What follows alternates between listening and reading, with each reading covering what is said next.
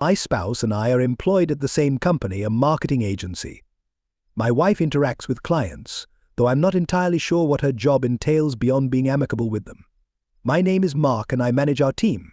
Life has been pleasant for us. We secured employment, renovated our house into a beautiful home, and have two wonderful children, Emma, who is 13, and Daniel, who is 11. We reside close to our relatives and maintain strong friendships. Both in our 30s we have a good rapport, despite our differing appearances. My wife is tall with long blonde hair and blue eyes, which she attributes to her Swedish heritage, giving her a Scandinavian look. She is lean, vivacious, and constantly active. I am of similar height, with sandy-colored hair, and I enjoy activities such as biking and running, keeping me in good shape, though not overly muscular. To my surprise, I was invited to spend an extended weekend on a private island owned by a client of our company, Jack Edwards.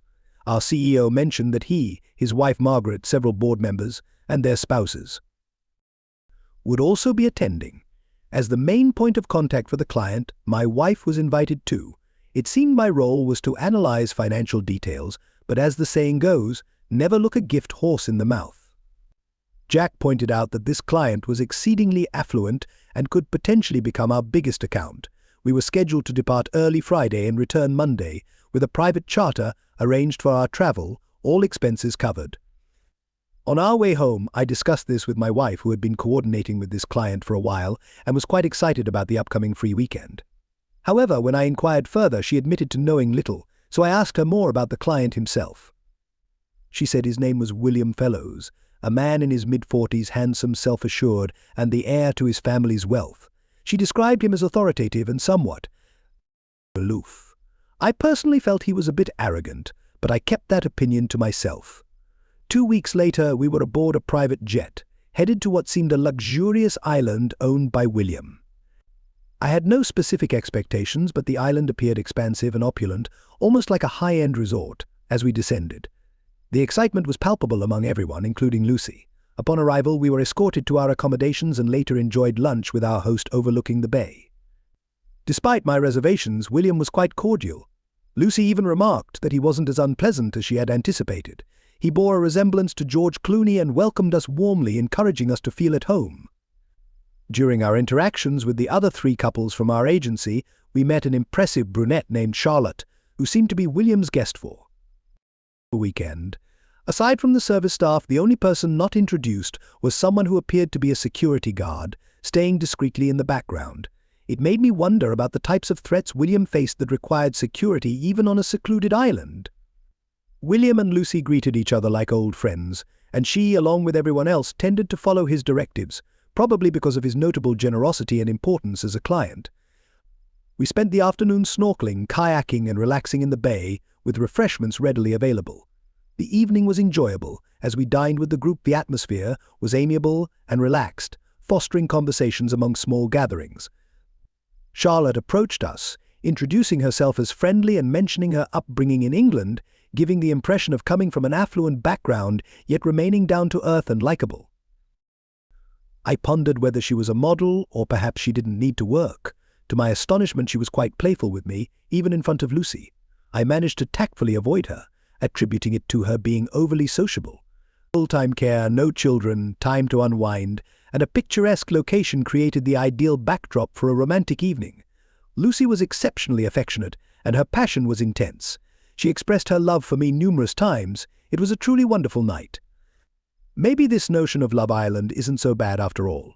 I hope we enjoy another splendid morning, but Lucy prepared swiftly for breakfast.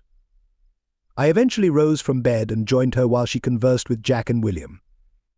I suspected it was about work because they appeared slightly tense. Perhaps William was using the weekend to discuss professional matters. As I approached, the discussion ceased. We had a brief snack, then enjoyed another delightful day by the pool with everyone. On Saturday we dined out, and I noticed Lucy was more elegantly dressed than usual. She looked stunning in an elegant red dress and high heels.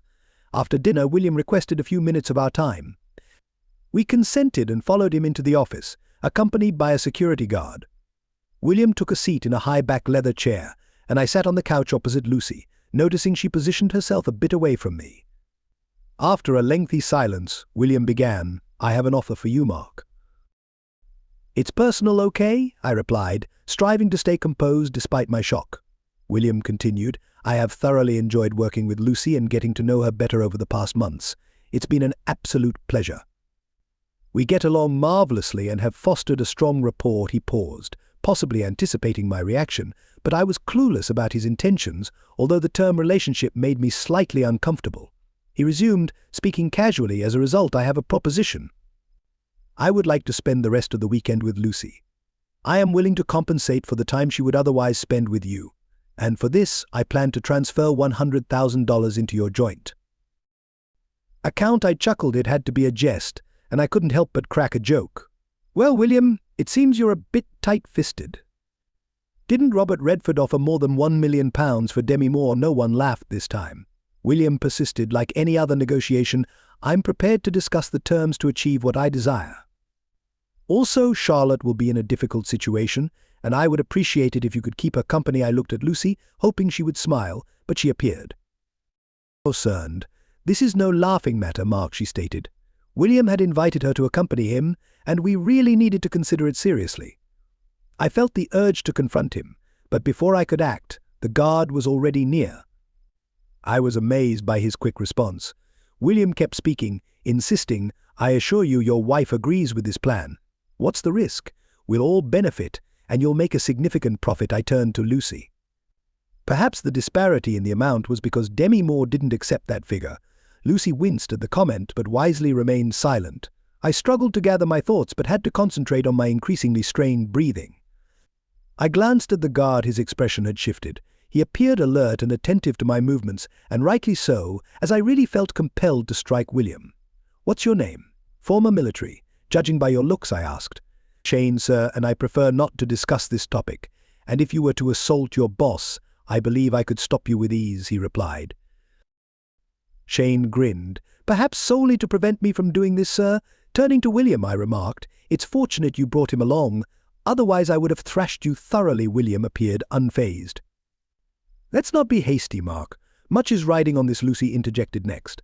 Mark, consider it. In just a few days, money will transform our lives forever. I was crushed. She clearly had this planned and desired it. Tell me, love, were you also approached with a monetary proposal? I questioned why they opted for this, but received no response. So, I stated, I presume Charlotte was proposed to sweeten the deal. Is she involved in prostitution? William responded, Charlotte is my companion. She's wealthy and a high-class escort. She selects only the tasks she prefers. Don't fret with her, you're guaranteed an exclusive encounter. I retorted. That still implies they're both engaged in prostitution. Lucy flinched but said nothing to soothe me. Well, William, I declared, you can take your money and shove it. At that moment, Lucy revealed her true intentions. This is my body, and I choose to do this. It's merely sex, and we're both keen to explore it with others. William and I fancy each other, but that's the extent of it. It doesn't alter our affection for one another. I believe you and Charlotte will also enjoy yourselves. I was shocked by her remarks, which gradually resonated with me. The difference, my beloved wife, is that I seek no one else, and this is far deeper than you envision. This is treachery and schemes behind my back. I will never trust you again, and if you're prepared to do it once, why not repeat it? Lucy quickly retorted, you're overreacting. I informed you about this, so it's no secret. I'm being truthful. This will occur, then I'll return to you wholly. If you love me, you'll permit me this one endeavor.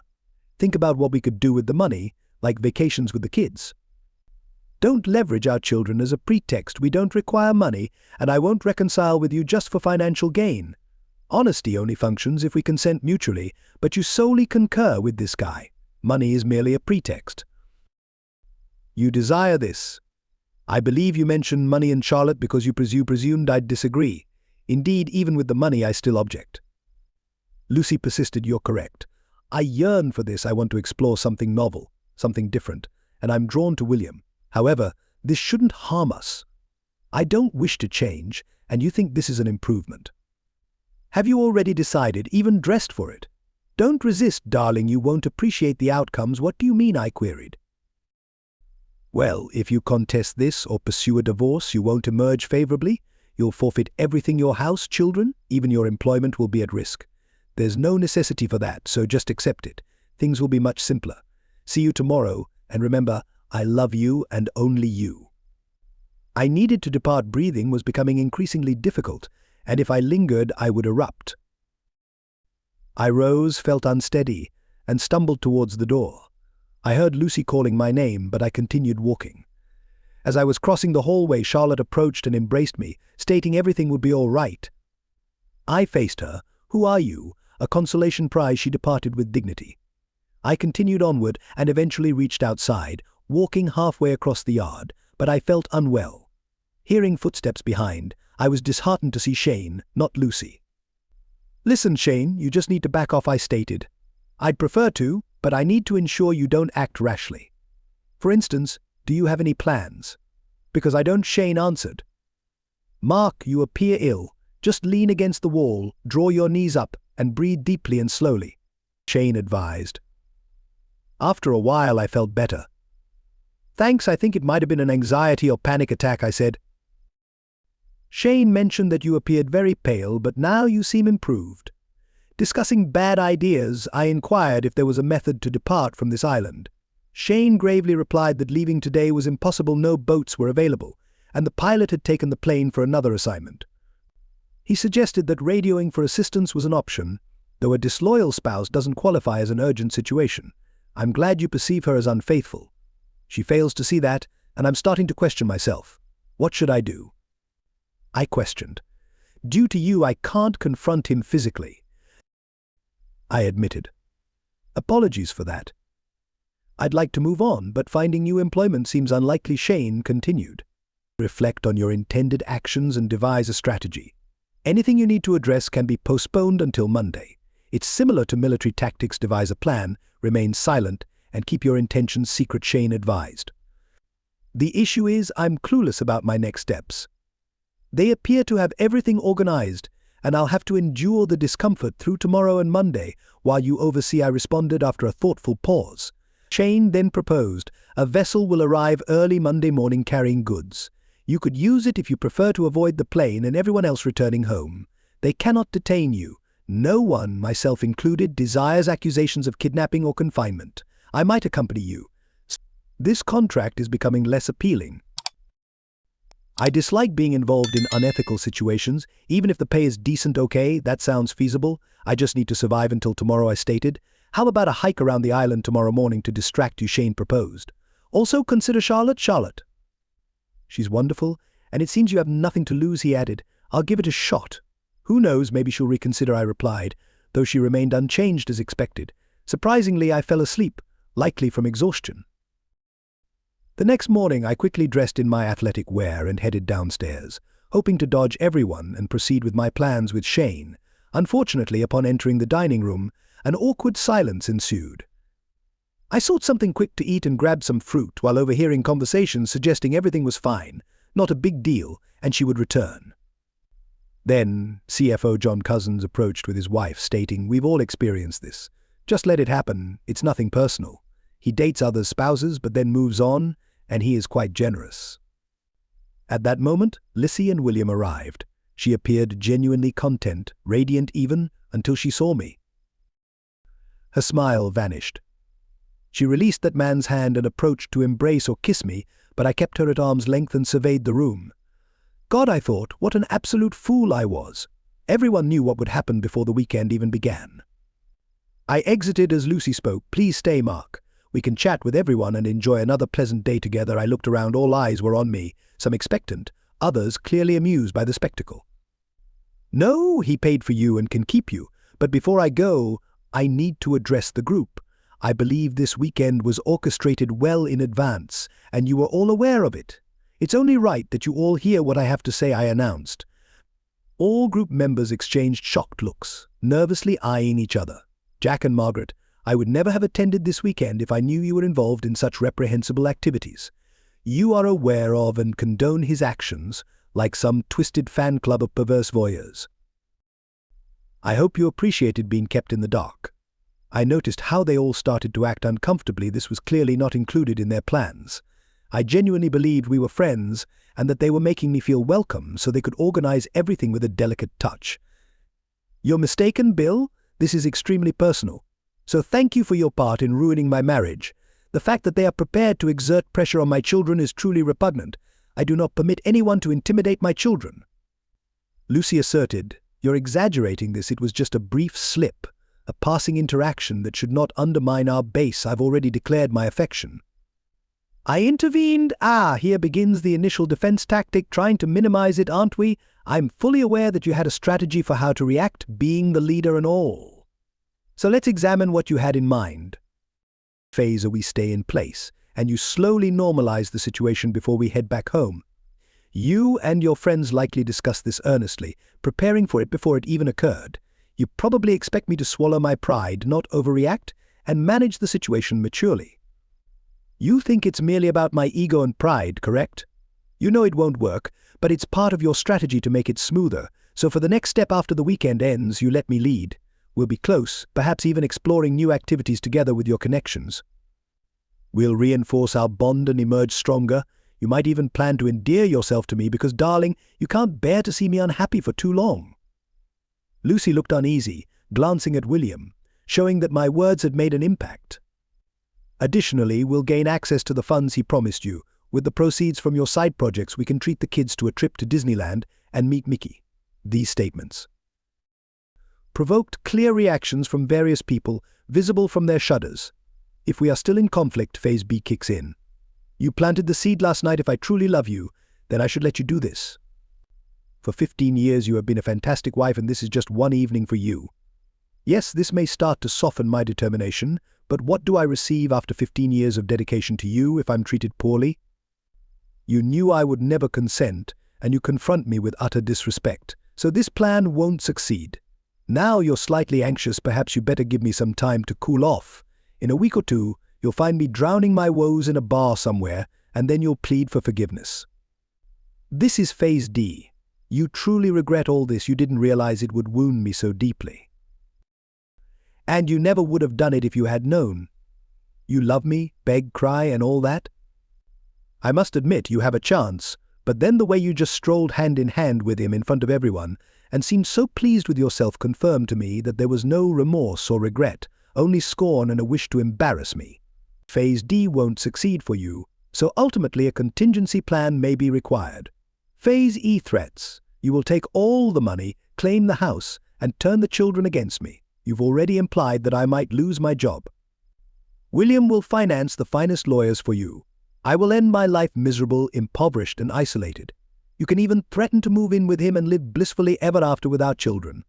William lifted his head so abruptly that I nearly chuckled. Oh God, it seems like your lover doesn't really desire your children. At last Lucy found her voice. It's not that severe, she began. Let's just calm down and take some time to reflect. She suggested this is a phase of Lucy we've been through already. I said firmly, why don't we save time and move directly to the final outcome? I was contemplating it last night, and I believe everyone, including the children, would be better off if we separated. It's healthier than remaining in a discontented household. In the end, you can't be joyful if you're grappling with these issues, and I'm not content either. You might attempt to prevent me from seeing my kids, but you know I'm a capable father, and that's what's optimal for them. They're mature enough to comprehend. I doubt your relatives and acquaintances will back you, not after they discover what you did. I'm indifferent to finances. It's always been about you. Everyone sat in stunned silence, eyes as wide as those of goldfish. Do any of you have any further advice? Did I overlook anything? No, don't think so. Oh, and one more thing, Jack. You can shove your job up your backside, but I'll see you in court for a wrongful dismissal case. My job depends on having my wife. It seems this is merely the reason. With that, I walked out. You could have heard a pin drop. Shane followed me as usual, chuckling, well done. It seems you took the advice to keep the plan to yourself. I couldn't help but smile. Yes, it looks like I failed at keeping this idea. Shane actually laughed as we exited the building. It's good that you stayed a civilian. You would never have succeeded in the army anyway. Let's go. Shane grabbed his backpack and we set off at a leisurely pace along the coast. After a mile, I struggled to keep up with him and began to think it might have been a mistake. I heard him shout something from ahead about how physical exertion is an excellent distraction from mental agony. My aching muscles and lungs seemed to concur. The scenery was spectacular, and Shane was great company. He shifted from inquiring about me to sharing amusing anecdotes from his time in the British Army. We spent several hours tracing the northern part of the island, climbing along the coastline. We moved toward a high point in the center. I was barely breathing hard when Shane proposed we jog back since it was all downhill. I could barely keep up, but I suspected he was slowing down either to support or tease me, depending on how you see it. We got back at noon. I was gasping and exhausted, telling Shane that until today I thought I was fit. He was barely out of breath, but kindly remarked that I was fairly fit, which shouldn't make me feel too bad since he was a physical training instructor in the army. I staggered to my room. Lucy wasn't there, and I wondered if my wife was making some extra money. After showering and feeling very hungry, I headed to the dining room for food but was again disappointed to find William and Lucy there. Shane was also present, hanging out in the background. He looked fresh as ever, fully dressed in a suit. William started to speak with his usual light confidence. "I want to apologize. I've never encountered problems like this in my relationships before, and I certainly don't want to endanger your marriage." "It's too late, you've already done it," I replied. "I want to cancel my request to spend this evening with your wife and increase the payment." With these words, William handed me a piece of paper. I opened it and saw a check for $250,000. I stared at Lucy, who seemed to be crying, and I couldn't hold back. "You must have been quite skilled to earn that much." Baby Lucy's eyes flashed with anger. "That's not the point. We made a grave mistake and are trying to rectify it."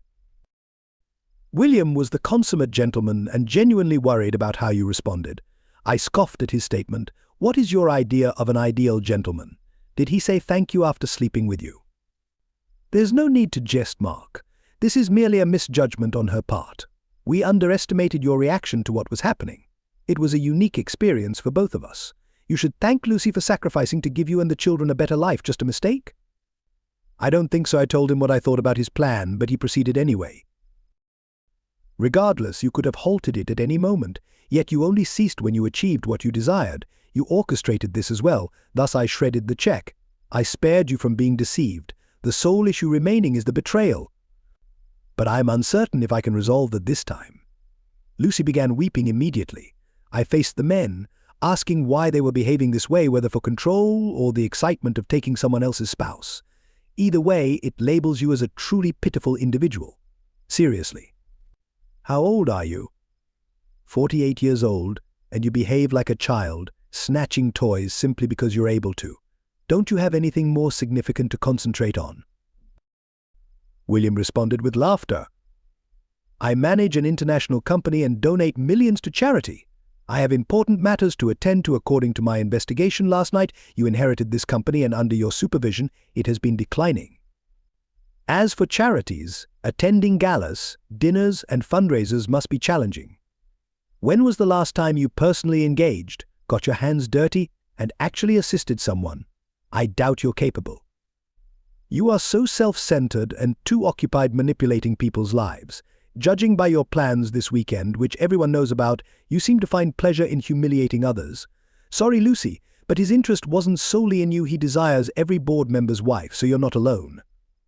Why don't you, William, attempt to mature, establish a real relationship with someone, utilize some of your fortune for a good cause, and cease being utterly irresponsible?" For the first time I saw him falter in his speech and appear uncertain. I informed Shane, "You better dispose of that trash before I lose my patience with you." Shane smirked slightly before telling his friends, "I think it's time for us to depart, sir, before it becomes risky for you." After they left, I grabbed a snack and headed to the beach, trying to avoid others. Just when I thought I was alone, I noticed Charlotte relaxing in a hammock, reading. She was even more stunning when she smiled. Approaching her, I apologized about the previous night, but before I could continue, she interjected, "It's okay. If I knew you'd decline the offer, I wouldn't have suggested it. Your response is completely understandable, and your speech at breakfast was very impressive." I agreed wholeheartedly. When I left, Lucy burst into tears, and I've never seen William so embarrassed. I reveled in every moment. "Oh, I apologize, I shouldn't have mentioned that. Given what you're facing," I replied. "Thank you, I'm actually relieved that things are beginning to make sense. I'm exhausted from being told it's all nonsense. You see, William has no clue how to handle you. He's never been rejected and isn't accustomed to dealing with integrity." "Has he already offered you more money?" "Yes, just before. $250,000, the fool. I told him not to, but he's used to paying his way until he achieves his desires. He'll pay for this in both business and personal ways." Charlotte was easy to converse with, and she listened attentively as I discussed my marriage and children. She was evidently intelligent and well-educated, expressing surprise that Lucy would act this way in what seemed like a happy marriage, suggesting there might have been some unhappiness or an open marriage agreement between us. I considered it no, it's just an unforeseen entrapment. She seems utterly captivated by this man he has that influence on women. It's all quite charming, but the substance isn't profound, if you know what I mean. We conversed further, and I felt somewhat better. I think you truly love her. Your reactions to the proposals and at breakfast must be heartbreaking, she observed. I shrugged. I'm sorry for participating in this, it's not your fault. I just need to endure one more night. Then perhaps I can flee, she smiled once more, and it was increasingly distracting. Everyone was surprised when I appeared at dinner. Lucy no longer sat next to William. Dinner proceeded normally, although I ignored Lucy's attempts at small talk. When Lucy inquired if I wanted to go to bed early, I smiled and mentioned I had other plans. She looked embarrassed, especially when Charlotte hugged me. As I arose, we departed the room together and strolled towards the cabins by the shore. The initial plan was simply to depart together and demonstrate to Lucy the impact, yet embracing Charlotte felt comforting, very comforting indeed, and when we embraced it alleviated some of the past disappointments. I contemplated adhering to my ethical principles, my sense of right and wrong, but upon seeing Charlotte, I surmised that Lucy perhaps wished for me to adopt a more open-minded approach. As far as I am concerned, Lucy had already transgressed our marital vows. I enjoyed an exceptional evening with Charlotte. It wasn't merely her attractiveness, she possessed a calm allure. Each movement was deliberate and flawlessly executed. She indeed was proficient in her expertise. To my surprise, I found myself not thinking about Lucy and felt no guilt. The distressing recollection of Lucy with William effortlessly eradicated any trace of regret. I relished a pleasant boat taxi ride to the airport, followed by the customary flight back home. I collected the children and organized their weekend as effectively as I could. I concocted a tale about a disagreement with their mother but assured them we'd resolve it. I proposed dinner when Lucy entered with our hefty suitcase. The children dashed upstairs, greeting their mother. Lucy smiled and agreed that dinner sounded like a splendid idea. She requested a few minutes to prepare, but I suggested I'd rather go alone with them as she had previously proposed. When I met William, I instantly felt a bond. He appeared charismatic and robust, reminiscent of a character from a vintage film. However, his demeanor shifted when Mark was present.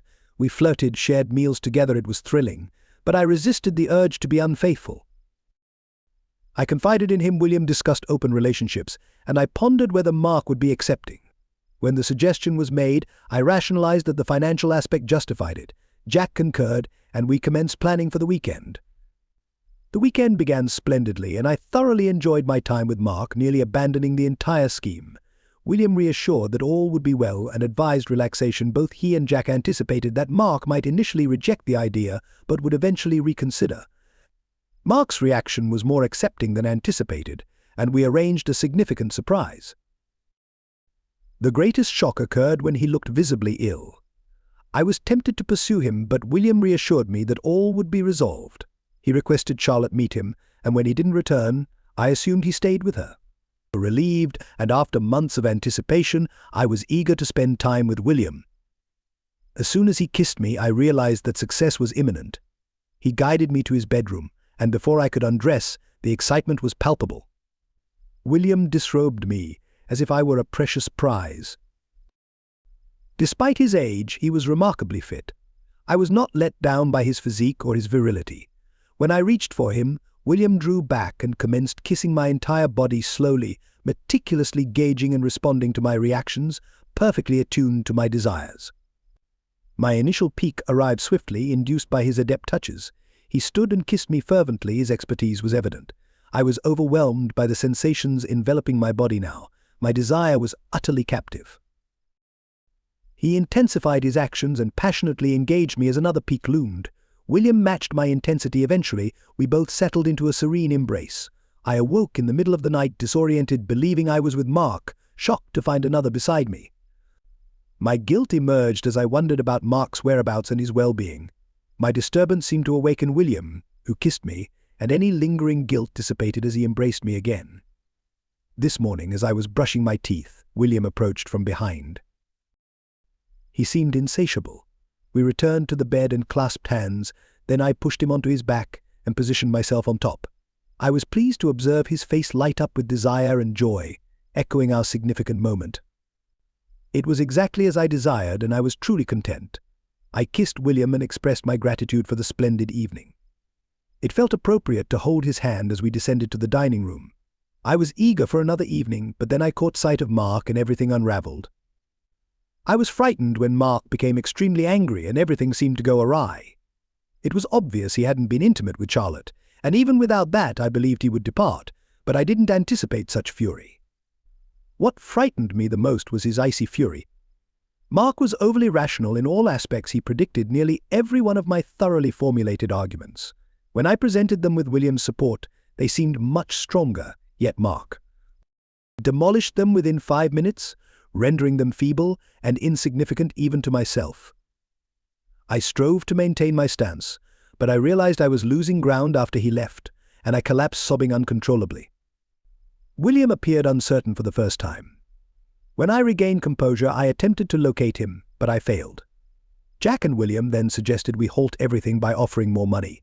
When we proposed more money to Mark later that day, I was astounded by the outcome. William's influence had waned so significantly that he appeared tiny and trivial. Previously, his authority was such that I believed his every word, but now this authority was drastically undermined. He assured me that we could enjoy ourselves without endangering my marriage, yet this scheme fell to pieces, and I doubted everything. I then succumbed to a senseless fury, assuming I would remain on the island longer and enjoy myself, but was taken aback by Jack's composed yet harsh reply, "Don't be so utterly foolish, Lucy. If you wish to save your marriage even slightly, seek forgiveness and ensure you are truthful and earnest in your words. He clearly is not a man inclined to reconsider his position." I can't dispute anything he said. At breakfast I was even more astonished when Jack informed William that they could never replicate their previous experiences. He continued by stating that Mark was a decent man who didn't deserve any of the nonsense we caused and advised William to consider maturing. I was surprised that Mark attended the evening meal. I attempted to speak to him, but he simply dismissed me. When he departed with Charlotte, I was crushed. I contemplated chasing after him, but what could I say since I had essentially prompted him to act this way and had spent most of the trip rationalizing inconsequential sexual encounters? I was immensely upset and pained. Then I recalled I had engaged in similar actions with Mark previously, but what exacerbated the situation was that it had all been prearranged and known by everyone. I suppose I deserved it in some manner. Perhaps if we both strayed, it might help our relationship endure. The flight home without Mark made me recognize the dire state of our marriage. He had found a way to leave the island ahead of us. Afterward, I hardly conversed with him. I began to feel deeply guilty about my actions. I tried to concentrate on the money who would decline such an amount. I couldn't stop weeping and felt as if I were losing control. Jack and Margaret were concerned about me. When I arrived home, Mark was there, but he refused to let me dine with him and the children. I nearly managed to endure until they departed. Then I broke down crying again. Being barred from the meal seemed an ominous sign of what was to come in my life. When I regained my senses, I desperately tried to formulate what to say upon Mark's return, but everything sounded like what he had already articulated, and I was too embarrassed to seek advice from my mother or friends. Mark, when we finally arrived home, the children headed directly to their rooms as they typically do, immersing themselves in video games and smartphones. I paused and observed Lucy in the kitchen. She appeared utterly alien to me. She almost murmured, "Can we talk?" "I mean, really talk," I shrugged, thinking we needed to resolve this eventually, so why prolong it? "I'm sorry, Mark. I assure you it was just once, and I will be as devoted as before the weekend. I did it for the money. It could transform our lives as a family. I did it for us, you did it for yourself. We were fine, and money was not an issue. You couldn't wait to dive into his bed. You must have been in for an extravagant meal and intimacy. Overall, everyone had a good time. You're overreacting, it shouldn't mean anything. You really should skip this phase, Lucy, you know it. This wasn't casual intimacy, it was a calculated betrayal. Arrogant, selfish, all those qualities that I despise, and now I despise you. Very much so. You did the same thing back to me." "No, I didn't. I retaliated because nothing else seemed to get through to you. You were too self-absorbed to realize how it wounded me. I wouldn't have even considered it if I had a faithful wife, and I hope it really stings, so you can comprehend how I feel. But I didn't scheme it all like you did, making myself look foolish. By the way, how long did you plan this? Was it your first time with him?" Her eyes widened at this, but then she realized it was a legitimate inquiry. It was the first time we had dinner, and I could tell he was attracted to me. I think Jack and Margaret were gauging my interest, asking if I was open to it. The four of us were dining, and for the first time in my marriage, I was attracted to another man. His confidence was captivating. I knew it was wrong and fought it with all my strength, managing not to engage in an affair. Then William suggested the idea of discussing opening our relationship and your thoughts on the change. We briefly discussed this one evening, but it was clear you would not be open to it. Then he proposed this arrangement, and I thought the financial gain would justify it for you. As the trip approached, he suggested we invite Charlotte to make sure you would agree. I disliked the idea, but by then I just wanted it to occur. I thought that even if you didn't completely approve, we would recover. But then you thoroughly squashed all these plans at breakfast, and I started to grasp the repercussions of my actions. Was it worth it? No, of course not. I was so enamored by him and listened to what he said. I never intended to hurt you. Oh, then straight to phase D, unintentional pain. You were enjoying this, it was evident from the way you were behaving during breakfast. Now you're just telling me what I think I need to hear. Sorry, the truthful answer is, yes, I enjoyed it. He was competent, it's not superior or preferable. It's just different. It was thrilling, novel, and I was captivated by it. He is very skilled and knows what he's doing. But this was the only time. Please don't leave us and dissolve our family because of a singular incident. I found myself grinning wryly. It's ironic, but that's precisely how I'd characterize what you've already done, ruined our family because of a one-off act. It's all on you, not me. You're correct, it's entirely my fault. I'm profoundly sorry. I love you with all my heart, well, not with my entire heart, since part of it went to him. Even if you claim it didn't, your love still wasn't sufficient to keep me faithful. How can I trust you again? I was so trusting because it never occurred to me that you were capable of what you did. I believe I truly don't understand you. I find it difficult to even look at you, much less ignore what transpired. Lucy recoiled in shock. You can't claim to love me. I know I never imagined I could lose you. I acknowledge you only considered yourself and your needs, not mine or the children's, but sometimes love isn't sufficient. I tried to calm down and step back from scoring points in the heated discussion and rage. After a long pause, I resumed, "Listen, Lucy, even if we attempt to stay together and disregard what occurred, things will not be the same. You shattered the trust and love we shared, remember. We valued each other and the kids above everything. We didn't intend to harm anyone else. I never thought you could wound me like this. Mark, I love you. I made a mistake and I'll do everything to rectify it. But that doesn't mean we should divorce just because you desire it. You broke my heart and threatened me. You don't do that to someone you truly love." Lucy stared. Silently, shocked, unsure what more to say. "We need to discuss the kids. I believe children are better off in separated homes than in dysfunctional ones. From this perspective, divorce seems the best choice. I concede you might win custody, but don't prevent me from seeing them. It will be beneficial for you too." They heed my words. You struggle with establishing limits. I frowned at the irony of that statement, and they are already challenging you. It will be better for you and for them if I stay involved in their lives. Lucy shrugged dismissively. "Lucy, regardless of what occurs, don't block me from seeing our children. Don't alienate me. I'm not a bad person. I care for them deeply and love them immensely. You haven't seen my full anger yet. I will contest this to the end, spend all our money on legal battles, and we will end up ruining each other," I warned her. She nodded. "I would never do that. You are a wonderful father, and they need you. They will want you to continue taking them on trips and practicing with them in various sports," she said. I turned and looked at her, surprised by her initial comment, which seemed genuine and not an attempt to manipulate or justify her actions. "Be careful, Lucy. You're getting off track. Seriously, even though you know who I am, why do this? I can only assume that deep down, you wanted us to separate." "God, never!" Lucy said urgently. "There's no excuse for this. I became selfish, convinced myself I could achieve something more. It appeared to me that somehow I could retain you. Why didn't you stop me that night and just leave? I felt suffocated and had to get away. After that, it hardly mattered anymore. Knowing you desired another man at any cost meant I had already lost you. This discussion ended us long before you went to his bed. Perhaps it was over when you began planning it all. You spent weeks speaking with him and preparing, letting you go without interference. Made it easier to conclude things. There's no turning back, and that marked the beginning of the end.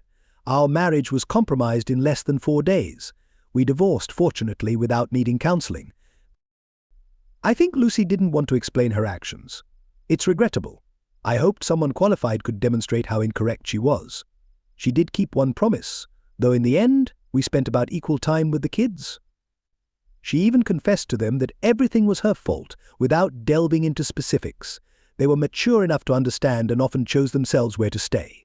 They were at that age when parents become akin to taxi drivers and money lenders. I'm partial, but I believe they are wonderful children and coped with the breakup very well. Under the terms of the divorce, Lucy could keep our house until the kids were grown, then sell or keep it, but I still wanted this for the kids, allowing them to stay in the same school. Luckily, the right decision proved profitable. By the time the kids went to college, real estate values had soared. Lucy had to buy out my share, and it turned out to be the best investment of my life. How could she afford this? Well, we kept Toller $250,000 and split it during the divorce, and just like with Charlotte, I couldn't adhere to the moral high ground. What can I say? I am a practical person. Either way, it seemed like a minor thing to do compared to what I lost in my marriage and the life I once had. I resigned from my job, obtained some money to sidestep trouble, and launched my own web design company. Lucy attempted to reconcile, but I wasn't interested. So was it right to end things? It was complicated, and nobody truly won, but the terrible things I feared would occur didn't. I wasn't going to overlook or pardon what transpired that night. It's crucial to be able to look at yourself in the mirror and appreciate who you see. Second story: wife still communicating with her ex. What should I do? My wife, 35, has sporadically been in touch with her ex secretively for about 7 years now. We have 3 children, and the eldest is 7. When she was pregnant with our first, her ex contacted her and declared he was still deeply in love with her. She informed me then, so I demanded she should never communicate with him again. I recently had a bad feeling and checked her phone. I saw she has been chatting with him for the past 7 years secretly after I forbade her from talking to him. I don't think they have been intimate, but their text messages were very flirty, and she has been telling him she will always hold love for him because he was her first genuine love, and they were somewhat speaking poorly of me in the texts. Her ex is an accomplished athlete, around 6'8", and she told me he is well endowed in the messages. He made comments about my height, I'm only 5, and she laughed, replying, "Tell me about it. I went from 6'er to 5 at putt." She also sought his advice on sports for our son, and he replied, "Too bad his dad isn't an athletic hero like me," to which she laughed and said, "Could have been you if you hadn't left with that other girl." He broke up with my wife for another woman. These are just a few instances. These texts were only a couple of conversations every year, but it really disturbs me that she has been deceiving me about being in contact with him all this time and how she was essentially demeaning me to her ex. I am struggling a lot with it. It has made me incredibly self-conscious, realizing she basically regards me as a less athletic guy. I confronted her, and initially she panicked and said I wasn't meant to see those conversations. She has since apologized and vowed to never talk to him again, or I told her it would end our marriage. She sent him a text in front of me stating that I saw the texts and they should never communicate again. However, I can't stop obsessing over how she belittled me to her ex. Any advice would be appreciated. Thanks for joining us on this chapter of Relationship Tales. If you were touched by these stories, press that subscribe button and ring the notification bell. Don't miss out on the upcoming emotional ride of relationships. Your support is invaluable, and we eagerly await to share more captivating stories with you. Until next time, remember, every relationship has a story worth telling. See you soon. Ta.